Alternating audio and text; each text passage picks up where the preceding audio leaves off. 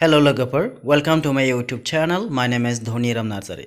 फै जों दायो बर'फोरनि गेजेराव जोनोमखौ लानानै मा आसार खान्थि आरो फोथायनाय दं बेनि सोमोन्दै मिन्थिनानै लानो। अब्ला भिडिअखौ जागायदिनि। सरासनस्रायै नुनो मोनोदि बर' नखराव सोरबा गथ'आ जोनोम लाब्लाथाय बै नखरा रंजानायजों उसिग्लाबो। मानो होनोब्ला जायनि नखराव गथ' गैया बे नखराबो सुखु गैया होननानै बर'फ्रा फोथायो। जाहोना जाबाय जायहा गथ' गथाय दङ बेहासो इयुनाव बोरायबा बुरिब्ला बे गथ' गथायफोरनिफ्राय मदद मोनगोन। बर' समाजाव नुनो मोनोदि गथ' जोनोम जाखांनायनि उनाव बे गथ'नि उथुमै गुदियाव आवा खुन्दुंजों खानानै बेनि एसे गोजौ बाहागोआव औवानि नोलोजों उथुमैखौ हास'नाय जायो। नाथाय हास'ग्राया हौवा एबा हिन्जाव सानैबो जानो हायो। मख'नो गोनां बाथ्राया बेसोदि जानला मानला मानसियानो हौवा आरो हिन्जाव जाब्लाल' उथुमैखौ हास'नो मोना। बिथाङा गथ' गथाय थानो नांगोन आरो बालन्दा एबा रान्दि जानो मोननाय नङा। अब्लासो गथ'नि उथुमैखौ हास'नो मोनगोन। आरो बर' समाजाव ओरैबायदि नुनो मोनो माब्लाबा बारिफोराव मैगं खानो थाङोब्ला सोरनिबा आखाइया गोदै, सोरनिबा आखाइया गोखा आरो सोरनिबा आखाइया गोखै बेबायदिबो होननाय खोनानो मोनो। जायनि आखाइया गोखा बे गोखा आखाइजों मैगं थाइगं खाबाथाय मैगं थाइगं एबा फिथाइ सामथाइनि दंफांफोरा जामब्रिखाङो आरो देरनो हाया जायो। इयुनावबो फिथाइ थायनो नागारो आरो दंफाङाबो खायफाबा थैलाङो। थिग बेबायदिनो सोरनिबा आखाइया गोखै जायोब्ला बे संनाय जुमाया गासिबो गोखै जायो। बेबायदि होननानै बर' समाजाव फोथायनाय दङ। सोरबा गोखा आखाइ गोनां सुबुङा गथ'नि उथुमैखौ हायोब्ला बे गथ'नि उथुमैनि गाराया थाबनो रानो। नाथाय गथ'आ खाब्रां एबा रागा खरा जायो। बेबायदिनो सोरबा सुबुङा गोदै आखाइ दङब्ला आरो बियो बे गथ'नि उथुमैखौ हास'योब्ला बे गथ'आ थांनानै थायोब्ला बेनि रावा गोदै आरो गुरै आखुनि जायो होननानै बर'फोरा फोथायो। गथ'नि उथुमैखौ हास'खांनायनि उनाव बे हास'नाय उथुमैखौ न'मा न'नि दरखं मोखाङाव फबनानै दोननाय जायो। खायफाबा बेखौ गुबुन जायगायाव लांनानै हाखराव फबनानै दोनहैयो। फबनाय समाव गोजौनिफ्राय ज्राब गाराबालानो एबा ज्राब खोख्लैनानै फबाबालानो लासै दलर दोननानैसो फबनांगौ होननानै बुङो। सोरबा ज्राब गारनानै एबा गोजौनिफ्राय ज्राब दोननानै बे उथुमैखौ फबोब्ला गथ'आ देरब्ला बागदावग्रा जायो होननानै बर'फ्रा फोथायो। उथुमै हास'खांनायनि उनाव गोरलैखौ दुंब्रुद दैजों थुखैनाय जायो।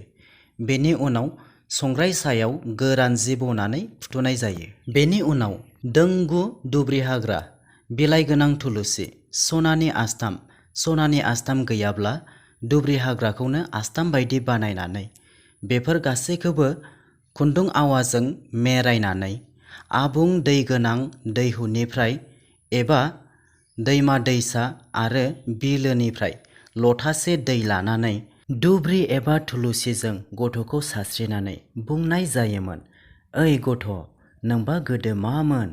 बांगाल ना जंगाल, गार' ना गंगार, हारसा ना मेपाल? दिनैनिफ्राय नों बर' जाबाय।"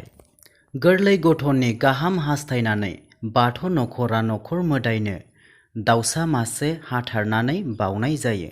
ब्रह्म नखरा जयग' होनाय जायो आरो बेबायदिनो गोरलै गथ'नि उथुमै सिरिनायनि उनाव बेखौ फिथोबाव सोनानै गथ'नि गोदोनायाव गानहोनाय जायो।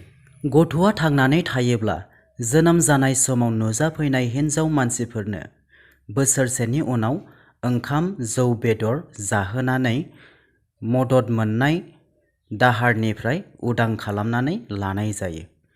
जुदि गथ'आ माबा मोनसे जाहोनाव थैनानै थाङो बेबायदिब्ला जौ बेदरल' जाहोयो लोंहोयो।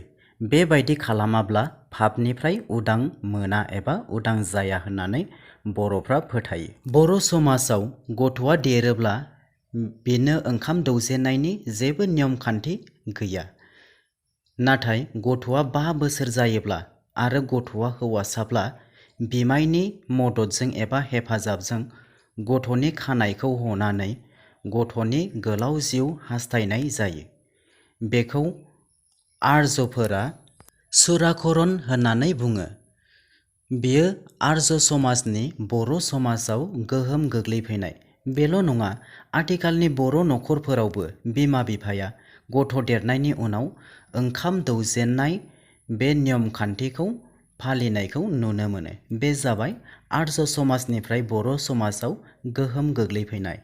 सोरबा बिमा बिफाया गथ' थैजाबाय थायोब्ला उनावहाय गथ' गोदान जोनोम जायोब्ला बे गथ'नि मुंखौ गाज्रि गाज्रि मुं एबा खोनासंथावै मुं दोननाय जायो। जेरैहाय सैमा खि, अमा खि, मावजि खि, दाउ खि बायदि बायदि। बेनि अनगायैबो नोजोर नांजानो गिनानै गथ'नि मुंखौ गाज्रि गाज्रि खोनासंथावै दोननाय जायो। जेरै रामोन्दा, थेफ्रा, खरदे, खाख्रेब, थिंग्रिं, थुन्थ्रि, दाउथुरि बायदि बायदि। गथ' थैजाबाय थाग्रा बिमा बिफाया उन जोनोम गथ'खौ फोथांनानै लाखिनो थाखाय गंगार खाथियाव थानाय बिमा बिफाया गंगारफोरनो ओंखाम जाहोयो आरो गंगारनि खालायखौ गथ'नो जाहोयो।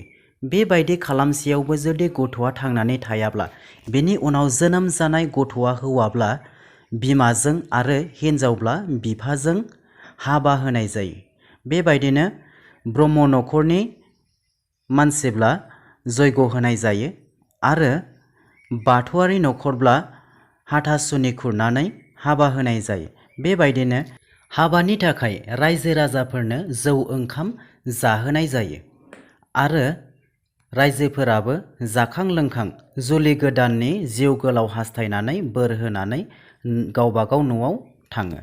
खायफा खायफा गथ' थैजाबाय थाग्रा बिमा बिफाया गावनि गथ'नि गोलाव जिउ हास्थायनानै गावनि गथ'खौ खादायाव दोननानै गामिनि नखर नखर थांनानै गथ'खौ फाननो जासिहोयो। बेबायदिनो बै नखरफोराबो जोंहा नाङा, गुबुन नखराव थांनानै फानहैदो होननानै बुंहरो। गामिनि नखरफ्रोमनोबो गावनि गथ'खौ फाननो जासिहैनानै फाननो हायैनि न'आव लानानै फैफिननाय जायो।